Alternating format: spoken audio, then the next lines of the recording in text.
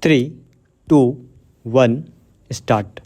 The right to live and the right to work are integrated and interdependent, and therefore, if a person is deprived of his job as a result of his eviction from a slum or a pavement, his very right to life is put in jeopardy.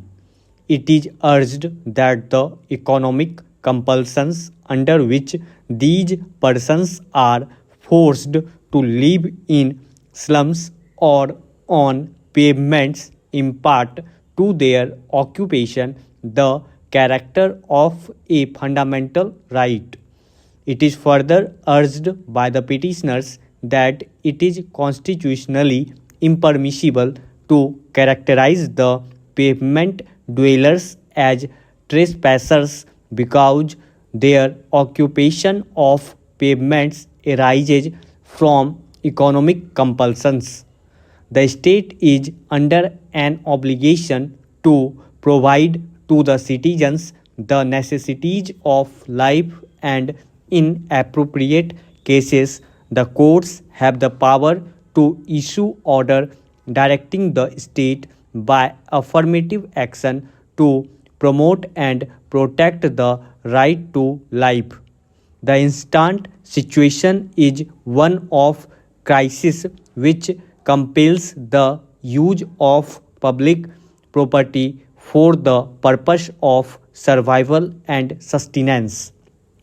Social commitment is the quintessence of our Constitution, which defines the conditions under which liberty has to be enjoyed and justice has to be administered. Therefore, directive principles, which are fundamental in the governance of the country, must serve as a beacon light to the interpretation of the constitutional provisions. Viewed in this context, it is urged the impugned action of the state government and the Bombay Municipal Corporation is violative of the provisions contained in Articles 19(1)(e), 19(1)(g), and 21 of the Constitution. The paucity of financial resources of the state is no excuse for defeating the fundamental rights of the citizens. As we have stated while summing up the petitioner's case, the main plank of their argument is that the right to life, which is guaranteed by Article 21, includes the right to livelihood, and since they will be deprived of their livelihood if they are evicted from their slum and pavement dwellings, their eviction is tantamount to deprivation of their life and is hence unconstitutional.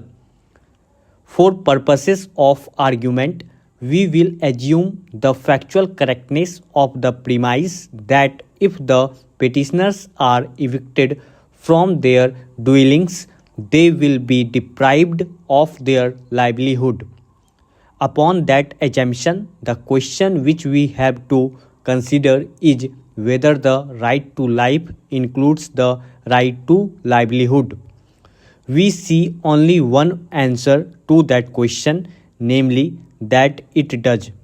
The sweep of the right to life conferred by Article 21 is wide and far reaching.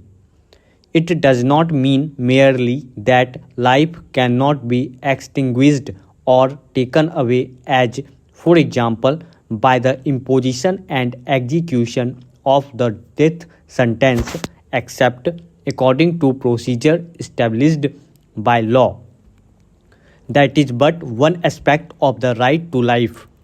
An equally important facet of that right is the right to livelihood, because no person can live without the means of living, that is, the means of livelihood. If the right to livelihood is not treated as a part of the constitutional right to life, the easiest way of depriving a person his right to life would be to deprive him of his means of livelihood to the point of abrogation. Stop.